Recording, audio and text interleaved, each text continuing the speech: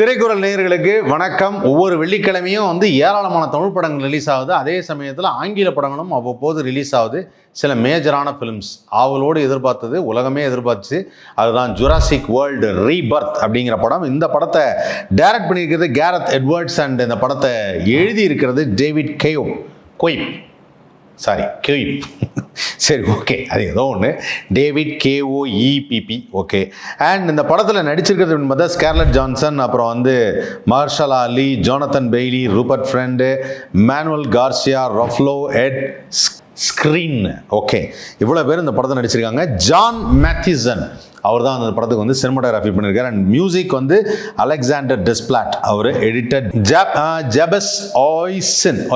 Okay, இந்த படத்துடைய கதை என்ன அப்படிங்கிறதா இப்போ எல்லாரும் எதிர்பார்த்த ஒன்று.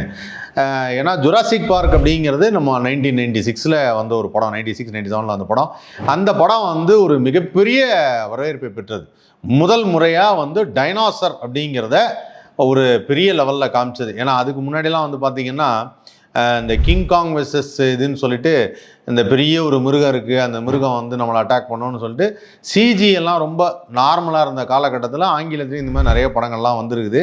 ஸோ அந்த படங்கள்லாம் வந்ததுக்கப்புறம் ஸ்டீவன் ஸ்பீல்பர்க் இந்த ஜுராசிக் பார்க் அப்படின்னு ப்ராப்பராக இந்த டைனாசரை வச்சு ஒரு படம் டைரக்ட் பண்ணார். இந்த டைனாசர்னால் என்ன அப்படின்னா, பல ஆண்டுகளுக்கு முன்னாடி ஒரு ஆராய்ச்சி கிடங்கு போகிறாங்க. அந்த ஆராய்ச்சி கிடங்கு போயிட்டு பல ஆண்டுகளுக்கு முன்னாடி தோண்டி எடுக்கும் பொழுது அதில் எலும்பு கிடைக்குது. அதில் சின்ன ஒரு ரத்தம் மாதிரி ஒரு இது கிடைக்கும்போது அந்த இதில் ஒரு கொசு கடிச்சு அந்த கொசு அந்த ரத்தத்தை எடுத்து கொண்டு போய் அதுலேருந்து உருவான DNA உருவாகி அதுலேருந்து ஒரு மிருகம் உருவாகி அது எப்படியெல்லாம் நாட்டை அழிச்சுது அப்படிங்கிற மாதிரியான ஒரு கதையாக இருந்தது ஜுராசிக் பார்க்கில். அதுக்கப்புறம் லாஸ்ட் வேர்ல்டில் அது அப்படியே சிட்டிக்குள்ளே வந்துருச்சுன்னா என்ன ஆகும், சிட்டிக்குள்ளே அதை எப்படி நம்ம கண்ட்ரோல் பண்ண போகிறோம் அப்படின்னு சொல்லிட்டு அது ஒரு பெரிய கதையாக இருந்தது. இதெல்லாம் ஒரு பக்கம் இருக்க, இப்போ ஜுராசிக் வேர்ல்டு ரீபர்த் அப்படிங்கிற கதை என்ன மாதிரி அப்படின்னு பார்த்தீங்கன்னா, கிட்டத்தட்ட ஒரு 18 வருஷத்துக்கு முன்னாடி ஒரு பெரிய ஆராய்ச்சியில் ஒன்று ஈடுபடுறாங்க. அதாவது என்னென்னா, எப்போவுமே அமெரிக்காவில் ஒரு முக்கியமான விஷயத்தை எல்லாரும் பண்ணுறாங்க, பல விஞ்ஞானிகள் இதை பண்ணுறாங்க. அதாவது என்னென்னா, புதுசாக கண்டுபிடிக்கிறாங்க. அவங்களுக்கு அன்றாட பிரச்சனைகள்லாம் நிறைய இல்லவே இல்லை. அவங்க இந்த ஹைப்ரிட் வெரைட்டின்னு ஒன்று கண்டுபிடிக்கிறாங்க. ஹைப்ரிட் வெரைட்டினா நம்ம ஊரில் தக்காளி கத்திரிக்காயில் பண்ணுற மாதிரி அவங்க ஊரில் என்ன பண்ணுறாங்கன்னா, இந்த டைனாசரில் ஹைப்ரிட் வெரைட்டி அதில் ஒரு பெரிய ஆராய்ச்சியில் ஈடுபட்டு என்னென்ன மாதிரிலாம் உருவாக்கலாம் அப்படின்னு சொல்லிட்டு அதை உருவாக்கி டெஸ்ட் பண்ணி பார்க்குறாங்க அந்த டைனாசரை. அதாவது ஏன் வெளியில் போகிற ஓனன் எடுத்து மடியில் விடுவானே, அப்புறம் குத்துதே குடையுதேன்னுவானே அப்படிங்கிற மாதிரி அந்த லேபில் அவங்க டெஸ்ட் பண்ணும்போது ஒரு சம்பவம் நடக்குது. என்னென்னா, சின்னதாக ஒரு ஃபயர் ஆக்சிடென்ட் மாதிரி நடக்குது. அப்போ எல்லாம் ஷட் டவுன் ஆனதில் அந்த லேப் விட்டு எல்லோரும் உடனடியாக ஓடிடுறாங்க.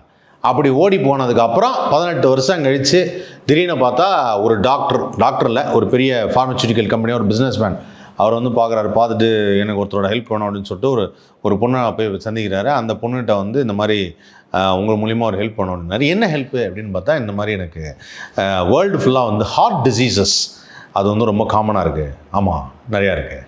எங்கள் அம்மா கூட அப்படி தான் இருந்துட்டாங்க. இப்போ பார்த்தீங்கன்னா நம்ம அதுக்கான ஒரு புதிய மருந்தை கண்டுபிடிக்கணும். அப்படி மருந்தை கண்டுபிடிச்சோன்னா கிட்டத்தட்ட ஒரு 20 years ஆஃப் லைஃப் ஸ்பேனை நீடிக்கலாம் மனிதர்கள். அந்த மாதிரி ஒரு அரிய மருந்தை நம்ம கண்டுபிடிக்கணும். அதுக்கு என்ன பண்ணணும் அப்படின்னா, இந்த மாதிரி நம்ம டைனாசர்லேருந்து போய் ரத்தம்லாம் எடுத்து சாம்பிள் எடுக்கணும். பிளட் சாம்பிள்லாம் எடுத்து அதுலேருந்து அந்த மருந்தை உருவாக்க போகிறோம். டைனாசர்கிட்ட போய் எங்கே போய் இப்போ பண்ணுறது அப்படின்னா, இல்லை அது இந்த மாதிரி 18 வருஷத்துக்கு முன்னாடி அது ஒரு பெரிய தீம், ஒரு ஐலண்ட், அந்த ஐலண்டில் இருக்குது. அந்த ஐலண்டில் இருக்கிற அந்த டைனாசரை போய் நம்ம போய் பார்த்து அதுக்கிட்டேருந்து நம்ம ரத்தம் எடுக்கணும். இது நடக்கிற காரியமா அது?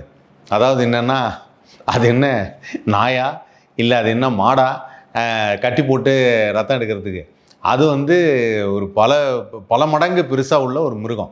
ஆனால் அவங்க என்ன சொல்கிறாங்கன்னா, சில விஷயங்கள் நம்ம ஈஸியாக பண்ணலாம், அதுக்கு ஒரு ஐடியா இருக்குது. அதாவது என்னென்னா, இது 3 வகையாக பிரிச்சிட்டாங்க. 3 வகை அப்படின்னா, சீலை வாழ்கிறது அப்படின்னு ஒன்று இருக்குது. அதுக்கு பேர் மொசாசரஸாக இது ஒன்று சொன்னாங்க, மொசாசரஸ். அதுக்கப்புறம் இந்த கழுத்து நீளமாக ஒன்று ஜிராஃபி மாதிரி ஒன்று நிற்கும், அது ஹெர்பிவோரஸ், வெறும் தாவரங்கள் மட்டுமே சாப்பிட்டு உயிர் வாழக்கூடிய ஒரு பெரிய டைனாசர். அதுக்கப்புறம் பார்த்திங்கன்னா வைல்டு அனிமல். அந்த வைல்டு அனிமல் தான் கனா அப்படின்னா எல்லாத்தையும் சாப்பிடும், அது ஒன்று இருக்குது. அதுக்கப்புறம் இன்னொன்று இந்த பறவை மாதிரி ஒன்று பறந்து வரும். ஸோ இந்த மாதிரி 3 வெரைட்டி இருக்குது. இந்த 3 வெரைட்டி ஆஃப் டைனாசரில், அதாவது நீரில் வாழ்கிறது, ஹெர்பிவோரஸு, இந்த பறவை மாதிரி பறக்கிறது, இந்த 3த்துலேருந்தும் பிளட் சாம்பிள் நம்ம எடுத்துட்டோம்னா, அந்த பிளட் சாம்பிள் எடுத்ததுக்கப்புறம் நம்ம திரும்பி வந்துடலாம் அப்படின்னு ஒருத்தர் என்ன பண்ணார்னா, நான் உனக்கு $10,000 தர்றேன் அப்படின்னு சொல்லிட்டு அந்த தீவுக்கு கூப்பிட்டு போகிறார். உடனே இவங்களும் வந்து $10,000 $10,000 இல்லை, $10,000 கோடி அது மாதிரி ஒரு நிறைய ஜீரோஸ், 10க்கு பக்கத்தில் ஏகமான ஜீரோஸ் அப்படிலாம் டைலாக்லாம் வருது. அந்த இடத்துல வந்து நேராக அங்கே போய் நம்ம இந்த பிளட் சாம்பிள் எடுக்கிறதுக்கு மட்டும் நீ உங்கள் டீமோட சேர்ந்து ஹெல்ப் பண்ணிங்கன்னா உங்களுக்கு இவ்வளோ தரேன், அதுக்கப்புறம் அந்த பேட்டர்ன் மட்டும் வேறு லெவலில் விற்றுடலாம், நம்ம அதுக்கு ராயல்ட்டிலாம் வரும் அப்படின்னு நிறைய கதையெல்லாம் சொல்கிறாப்புல. இந்த கதையெல்லாம் சொன்னோடனே இதுதான் மெயின் கதை. ஸோ இப்போ என்ன பண்ணுறாங்கன்னா, அந்த பொண்ணு வந்து ஓகே நான் அதுக்கான ஒரு டீமை செட் பண்ணுறேன் அப்படின்ட்டு ஒரு ஐலாண்டுக்கு போகிறான். அந்த ஐலாண்டு போனால் அந்த ஐலாண்டில் இந்த டைனாசரோட மினியேச்சர்லாம் வச்சு ஜூம் மாதிரி நடத்தினுக்கிறாங்க. அங்கே வந்து ஒருத்தர் இருக்கிறாரு, அவர் வந்து எஸ் நான் உங்களுக்கான ஃபுல் சப்போர்ட் தரேன். அந்த ஊரில் மட்டும்தான் எப்பவுமே என்னென்னா, இந்த மாதிரி யாராவது தனியாக ஒரு மனிதனை பார்த்தா கூட அவர் உடனே ஒரு ஆர்மி பெட்டாலியனாக மாறிடுவார்.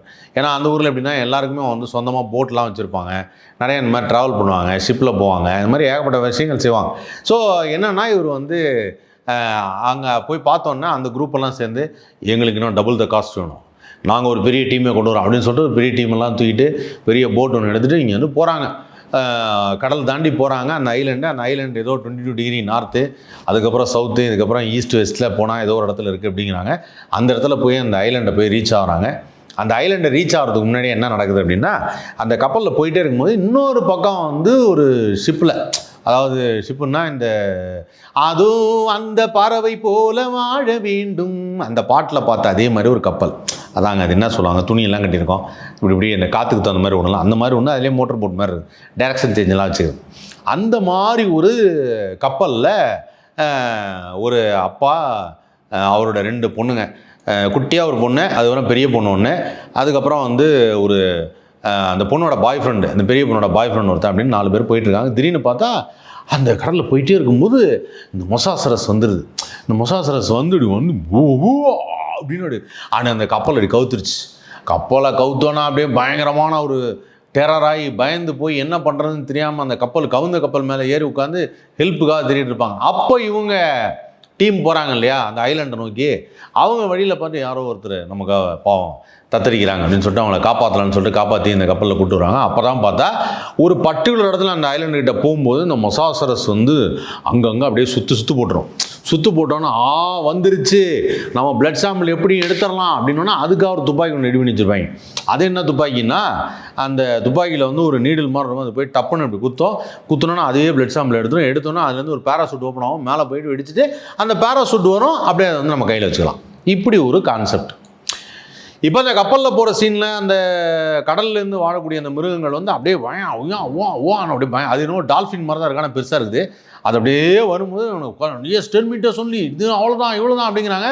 அது கடைசியில் என்ன பண்ணுதுன்னா அது ஒன்றுமே செய்யாது அப்படின்னு தான் சொன்னாங்க. கடலில் வாழ்கிறது அது வந்து பெருசாக வரும், நம்மளை எதுவும் அட்டாக்லாம் பண்ணாதுன்னு சொல்லும் போதே அது என்ன பண்ணுதுன்னா கடலில் போயிட்டே இருக்கும்போது 2 பேர் இந்த போட்டில் ட்ராவல் பண்ணாங்களா, இந்த பெரிய போட்டில் ஒரு டீம் போகிறாங்கல்ல, அதுலேருந்து ஒருத்தனை கொண்டுருது, அவனை வந்து கடிச்சு தின்றுது.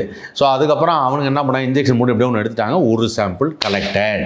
இப்போ அந்த தீவுக்கு போனோம். அந்த தீவுக்கு போனோன்னா தான் எனக்கு வந்து அது வரைக்கும் கூட படம் பார்க்கும்போது எனக்கு ஓகே, நல்லா ஏதோ பயங்கரமாக இருக்குது அப்படின்னு நான் நினச்சேன். இங்கிலீஷ் படம் தானே, எது சொன்னாலும் நம்ம நம்பிடுவோம், அதனால் நானும் பார்த்துருந்தேன். அதுக்கப்புறம் தீவுக்கு போனோன்னா பார்த்தா இவங்க வந்து இந்த போட்டு வந்து இது இடிச்சிடும்.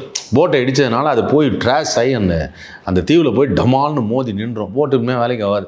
ஸோ எல்லாம் இறங்கி வருவாங்க. அப்போ இந்த கடலில் சில பேர் குதிச்சுடுவாங்க. அவங்க குதிச்சவங்க அந்த திங்ஸ் எல்லாம் எடுத்துக்கிட்டு பெரிய இது மாதிரி நெட்டு மாதிரி கட்டி அப்படியே கடல் பக்கம் தள்ளுவாங்க. அப்போ இது துரத்தினே வரும். என்னடா அது கடல் பக்கம் வந்தாங்களா, அதை காணோம்னா அது கடலில் தான் இருக்கும் போல இருக்கு அப்படின்னு நினச்சா, கடலில் வந்து இவங்க கடலில் இந்த கரையோரமாக வந்து திங்ஸ் எல்லாம் எடுத்து வைக்கும்போது திடீர்னு காமிக்கிறாங்க, ஒரு அம்மா திங்ஸ் எல்லாம் எடுத்து வச்சுருக்கு. பின்னாடி நாய்க்குட்டி மாதிரி ஒன்று வந்து இந்த சீல்லாம் இருக்கும்ல, கடல் அது என்ன கடல் யானையா கடல் குதிரையா இல்லை அது பேர் ஏதோ கடல் புலி, கடல் பசு மாதிரி ஒன்று சொல்லுவாங்கள்ல, அப்படியே நிலத்துலையும் இருக்கும், இங்கே நக்கணுன்னு போயிட்டு நேராக இதில் போய்டும். அது வந்து இந்த காமெடியாக நிறையா ஷோலெல்லாம் யூஸ் பண்ணுவாங்க. அது மாதிரி என்ன பண்ணுது, ஒரு டைனாசர் பின்னாடி கிராஸ் ஆகுது. நான் பார்த்துட்டு என்ன அது பின்னாடி கிராஸ் ஆகுது அப்படின்னு பார்த்துட்டு இருக்கும்போது இந்த அம்மா வந்து இப்போ டபக்குன்னு பின்னாடி வந்து பிடிங்கிருச்சு. நான் யோசித்தேன், ஏன்பா ஒரு டைனாசருக்குன்னு ஒரு மரியாதை இருக்குது, அதை காமிக்கும் போது எங்கேயாவது வந்து நிலத்தில் இங்கே இருக்குது, நாம் இங்கே நிற்கிறான், இந்த பக்கத்தில் இங்கே அந்த டைனாசர் இருக்குது, நிற்கும் போது நம்மளை பார்த்துட்டு அதுக்கப்புறம் அது கடலுக்கெல்லாம் போய்ட்டு சுற்றிட்டு வந்து மறுபடியும் பின்னாடி வந்து அட்டாக் பண்ணுதுன்னு வச்சுங்களேன், உங்களுக்கு அது வந்து சிங்க் ஆகுமா? எனக்கு இப்போ எப்படி இருக்குன்னா, இப்போ நம்ம புலியை பார்த்துட்டோம், மிருகங்கள், இப்போ மிருகத்துறை குணாதிசயம் பார்த்தோம். மிருகங்கள் வந்து நம்மளை பார்த்தோன்னா வந்து அப்படி நெருங்கி வரப்போ நமக்கு பயமாக இருக்குது. ஏன் காரணம் என்னென்னா, மிருகங்கள் என்ன நினைக்குதுன்னா, தன்னை யாரோ அட்டாக் பண்ணிவிடுவாங்க அப்படின்னு நினச்சி அதுக்கு முன்னாடி நம்ம அவங்கள அட்டாக் பண்ணிடணும் அப்படிங்கிறதுனால தான் வந்து மிருகங்கள் முக்கால்வாசி வந்து மனிதர்களை அட்டாக் பண்ணுறதுக்கான காரணம். அப்படி மிருகங்களுடைய குணாதிசயம் நம்மளை பார்த்துச்சுன்னா நம்மளை தான் பார்த்துட்ருக்கோம், அது திரும்பியெல்லாம் பார்க்காது. இது வந்து என்னென்னா, இந்த பக்கம் வந்து அந்த டைனாசர் சுற்றி வந்து அட்டாக் பண்ணதுப்போ எனக்கு சிரிப்பு வந்துச்சு. என்ன அது டைனாசர் இப்போ தான் பார்த்தோம், அது நிலத்தில் இருந்தது, நமக்கு தெரிஞ்சுது, அந்த அம்மாவுக்கு தெரியல. அவ்வளோ பெரிய முருகன் சைடில் ஒன்று போகுது, அது அந்த அம்மாவுக்கு தெரியவே இல்லை. அது பின்னாடி வந்து இப்படி அட்டாக் பண்ணுது, இப்படி எடுத்துருக்காங்களே அப்படின்னு நினச்சேன். அப்புறம் பார்த்தா இவங்கெல்லாம் காட்டுக்குள்ளே போகிறாங்க. காட்டுக்குள்ளே போனால் ஏகப்பட்ட வெரைட்டி. 96க்கு அப்புறம் கிட்டத்தட்ட ஒரு 30 வருஷம் கிட்ட ஆகுதா. 96 அப்புறம்னா ஒருத்தர் போன தடவை சொன்னதுக்கே கோச்சிக்கிட்டாரு. 25ன்னு போனோம், கரெக்டாக சொல்லுங்கள் 30 வருஷமா 31 வருஷமானு. இப்போ 96 97லேருந்து கணக்கு எடுத்துக்கிறான்ப்பா, இருப்பாது. ஏன்னா அந்த கணக்கை நம்ம எடுத்து அதை கரெக்டாக சொல்லணும். அதாவது இந்த கதைப்படி வந்து பார்த்திங்கன்னா 1900 ஜுராசிக் பார்க் வந்து 93ல் வந்திருக்கு. கரெக்ட், 93னா 93லேருந்து 2023 ஒரு 10 33 சரி 23 எவ்வளோ வருது? ஐயோ கணக்கு யாராவது சொல்லுங்கய்யா. 93 2003 2013 2023 32 வருஷம் ஆச்சுங்க. கணக்கு கரெக்டாக சொல்லிட்டேன். 32 வருஷம் கழித்து இந்த கதையில், ஐயோ கணக்கை சொல்லும்போது சொல்ல வந்து சேர்த்து விட்டேனே. இந்த அந்த டைனாசர் வந்து நிலத்தில் வந்து இருக்குது. அங்கே 32 வருஷத்துக்கு முன்னாடி காமிச்சப்போ ஒன்று தான் காமிச்சாங்க. 32 வருஷமாக இனப்பெருக்கம் பண்ணியிருக்கிறாங்க திரைக்கதையிலேயே. எப்படின்னா ஹைப்ரிட் வெரைட்டி மாதிரி. அங்கே போய் பார்த்தா அணில் மாதிரி ஒரு டைனாசர் இருக்குது. அப்புறம் நம்ம ரெகுலராக வருமே ஆல்ஃபா பீட்டா அப்படின்னுவாங்களா, அந்த மாதிரி டைனாசர்லாம் அழிஞ்சுன்னு இருக்குது. அதை பார்த்து யாரும் பயப்பட மாட்டேங்கிறாங்க. அந்த டைனாசரை பறவை மாதிரி வந்து கொத்திட்டு போகுது. இப்போ அது எது நல்லது, எது காப்பாற்றும், எது வந்து பிரச்சனையாக இருக்குங்கிறதே தெரிய மாட்டேங்குது. அப்போது இந்த கதையில் இப்படியே கன்ஃபியூஷன் ஆகிட்டு இருக்கும்போது இந்த குழந்தையும் இந்த அப்பா அம்மாலாம் வந்து அப்பாவும் பொண்ணும் போனாங்க இல்லையா, அவங்க ஒரு தனி சைடில் போயிடுறாங்க. அவங்க போனால் இவங்க போகிற சைடில் அவங்க போகல. அவங்க போனால் என்ன ஆகுதுன்னா, ஒரு இடத்துல வந்து ஒரு பெரிய ரிவர் மாதிரி இருக்குது. அங்கே போனால் அவங்க ஒரு போட்டு மாதிரி இருக்குது. அந்த போட்டு உள்ளே போனால் ஏதாவது நம்ம கிடைக்கும், அது வழியாக அந்த ரிவர் வழியாக தப்பிச்சு போயிடலாம், நம்ம வேறு எங்கேயாவது போயிடலாம், மறுபடியும் ஓசனுக்கே போயிடலாம் அப்படின்னு சொல்லிட்டு யோசிக்கிறாங்க. அப்படி யோசிக்கும் போது நேராக உள்ளே போகிறாங்க. போனால் அங்கே தான் நம்ம 32 வருஷத்துக்கு முன்னாடி பார்த்த அந்த டைனாசரை காமிக்க போகிறாங்க. முக்கியமான காட்சி தெரிஞ்சுக்கங்க. அந்த இடத்துல நேராக போய் அந்த போட்டில் போய் அந்த ஏதோ ஒரு லைஃப் போட் மாதிரி ஒன்று இருக்காது, எப்படியாவது பொறுமையாக அட்டலாம். அந்த பெரிய பொண்ணு போய் பட பட பட பட அப்படின்னு மாதிரி இழுக்குது. இழுக்கும் போது பார்த்தா பக்கத்தில் டக்குன்னு என்னடா எதுவும் வரலையே அப்படின்னு பார்த்தா ஒன்று சின்னதாக வந்து நிற்கிது. அப்படியே பார்த்து பயப்படுறா. அது நாய்க்குட்டி மாதிரி பார்க்குறாங்க. எனக்கு அது வேறு ஒரு இதுவாக இருக்குது. ஒரு அப்நார்மலான அனிமல். இந்த அப்நார்மலான அனிமலே பழக்கமான மாதிரி பார்க்குறாங்க, ஆல்ரெடி தெரிஞ்ச அனிமல் மாதிரி. சரி ஓகே, அது ஏதோ குட்டியாக இருந்தது பார்த்துட்டு விட்டாங்க. அதுக்கப்புறம் இந்த பக்கம் பார்த்தா ஒன்று காமிக்கிறாங்க. நம்ம எதை பார்த்து 32 வருஷத்துக்கு முன்னாடி அந்த கண்ணை பார்த்தே பயந்தோமோ அந்த மிருகத்தை காமிக்கிறாங்க. எப்படி காமிக்கணும்? அந்த மிருகம் அப்படி வந்து இப்படி பார்த்தா தானே நல்லாயிருக்கும். தூங்கிட்டு இருக்குது மல்லாக்கப்பட்டு. இந்த நம்ம ஊரில் லாப்ரடார் தூங்கும்ல, அப்படி தூங்கிட்டு இருக்கும். அது மாதிரி அது ஒரு பக்கம் தூங்கிட்டு இருக்கு. அது ஒரு பக்கம் தூங்கிட்டு இருக்கும்போது என்ன பண்ணாங்கன்னா, இந்த பொண்ணு வந்து மெதுவாக டப்புன்னு எழுந்திருச்சு. எழுந்திருச்சு பக்கத்தில் வந்துடும் அப்படின்னு பார்த்தா ஏஞ்சி போய் தண்ணி குடிக்க போயிடுச்சு. அதுவும் தண்ணிலாம் பொறுமையாக குடிச்சிட்டு இப்படி திரும்பி பார்க்குது. வந்துட்டிங்களா, எவ்வளவு நாளாச்சு உங்களை பார்த்துன்னு துரத்த ஆரம்பிச்சிதியா. அந்த சீன் நல்லா இருந்தது. அதுதான் நம்ம ரெகுலராக பார்த்த டைனாசர். இந்த டைனாசர் தான் காமிச்சிட்டாங்களே, இப்போ என்ன பண்ணுவாங்க அப்படிங்கிற மாதிரி அப்படியே யோசிச்சுட்டே இருக்கிறாங்க. என்ன அடுத்த கதையில் என்ன இருக்க போகுது, இதை விட ஏதாவது பெருசாக ஒன்று இருக்கும் போல இருக்குது, அதை காமிக்க போகிறாங்க போல இருக்குன்னு நான் நினச்சிட்டு அப்படியே போயிட்டு பார்த்தா அந்த லேபுக்கு போயிட்டாங்க. எது 18 வருஷத்துக்கு முன்னாடி க்ளோஸ் பண்ணாங்களே ஒரு லேபு, அந்த லேபுக்கு போனோடனே அங்கே அந்த லேபில் வந்து பார்க்குறாங்க. இங்கே வந்து நம்ம இதில் என்ன காமெடினா, அந்த பறக்கிற மாதிரி இருக்க டைனாசரு ஒன்று பார்த்துட்டாங்க. அது காக்கா மாதிரி வச்சுட்டாங்க. அது என்ன, யார் எந்த ஊரில் அதை டிசைன் பண்ணாங்கன்னு தெரில. காக்காவே பெருசாக இருந்தால் எப்படி இருக்குமோ அந்த மாதிரி இருக்குது. அந்த பறக்கிற மாதிரி இருக்கிற டைனாசர்லேருந்து ஒரு பிளட் சாம்பிள் எடுத்துட்டாங்க. அது முட்டையிலேருந்து எடுத்துட்டாங்க. அப்புறம் இந்த ஹெர்பிவோரஸ் அது ஒரு சீன் காமிச்சாங்க.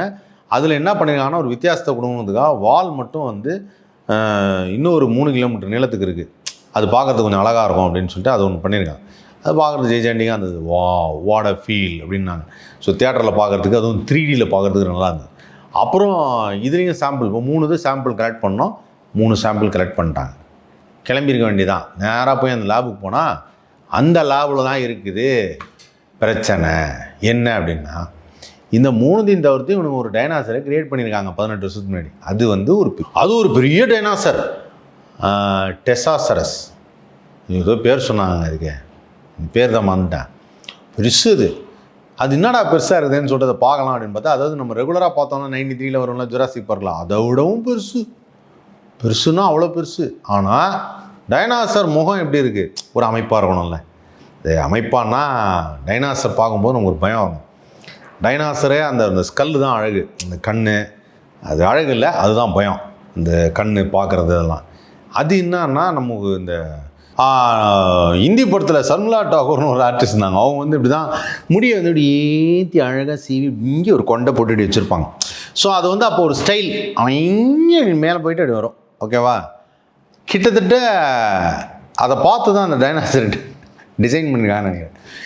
இங்கே ஒரு கொண்டை மாதிரி வந்துட்டு வந்தது, மூஞ்சி இத்தினுண்டா மூஞ்சி ரெடி மாதிரி இருந்தது. ஆனால் அது பயங்கர ரிகரஸான ஒரு அனிமல், பயங்கரமான காட்டு முராண்டித்தனமான ஒரு அனிமல் அப்படின்னு படத்தில் காமிச்சிருக்கிறாங்க. ஆனால் அதை பார்த்தா எனக்கு கொஞ்சம் லைட்டாக சிரிப்பாக இருந்தது. ஆனால் அது பெருசாக இருந்தது. அதில் கொஞ்சம் நான் கொஞ்சம் அப்செட் ஆகிட்டேன். சரி, டைனாசருக்கு அழகே அந்த முகம் பெருசாக இருக்கிறது தான்.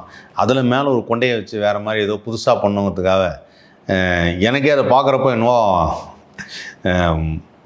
கமல் சார் மாறு இடத்துல வருவார்ல ஃப்ளெச்சர் அப்படின்னோன்னா, அந்த ஃப்ளெச்சர் கதாபாத்திரத்தில் வரும்போது நிறையா மேக்கப்லாம் போட்டு வெவ்வேறு இதெல்லாம் போடுவார்ல, அந்த மாதிரி டைனாசருக்கு பூசி வச்சுருந்தாங்க. யாரோ புதுசாக அதை டிசைன் பண்ணியிருக்காங்க, அது யாருன்னு தெரில. அப்புறம் அந்த டைனாசர் வந்து அந்த டைனாசர்லேருந்து ஒருத்தர் தப்பிச்சாருங்க, அதான் ஹைலைட்டாக இருந்தது. அந்த டைனாசர் லைட்டை பார்த்தோன்னா அட்ராக்ட் ஆகுது, கிட்ட வந்துருச்சு, எல்லாம் வந்துருச்சு. பார்த்தா திடீர்னு பார்த்தா கிளைமேக்ஸில் திருப்பி ஒரு உயிரோடு வரார். அது லைட்டை தான் நீங்கள் தான் கொண்டு போனீங்க, அந்த லைட்டை உங்களை பார்த்தோன்னா அட்ராக்ட் ஆகிடுச்சு, நீங்கள் நவர முடியல, அதுக்கப்புறம் எப்படி தப்பிச்சிங்க தெரியல. ஆனால் ஃபைனலாக எல்லோரும் தப்பிச்சிட்டாங்க. ஸோ இதுதாங்க ஜுராசிக் வேர்ல்ட் ரீபர்த்தோட ஓவரால் கதை. நான் இன்னும் நல்லா ரசித்தனோ அதை உங்கள்கிட்ட சொல்லிட்டேன். குழந்தைங்கள்லாம் கூப்பிட்டு போங்க. பெரியவங்களுக்கு ஒரு மாதிரி இருந்தாலும் குழந்தைங்களுக்கு பார்க்கறதுக்கு இன்ட்ரெஸ்டிங்காக இருக்கும், ஜாலியாக இருக்கும். அவங்க எல்லாம் பார்த்து என்ஜாய் பண்ணுவாங்க. என்ன நாமெல்லாம் குழந்தையா இருந்தப்போ பார்த்த டைனாசர் கொஞ்சம் நல்லாவே இருந்தது. இப்போ இருக்கிற குழந்தைங்க பார்க்குற டைனாசர் கொஞ்சம் கார்ட்டூன் கேரக்டர் மிக்ஸ் பண்ண மாதிரியே இருக்குது. அந்த கார்ட்டூன் கேரக்டர் மிக்ஸ் பண்ண மாதிரியே அந்த குழந்தைங்களுக்கு குழந்தையாகவே வேற ஒரு ஜென்ரேஷன் ஆஃப் டைனாசர்னு நினைக்கிறேன். அது ஏதோ ஒன்று புதுசாக பண்ணியிருக்கிறாங்க.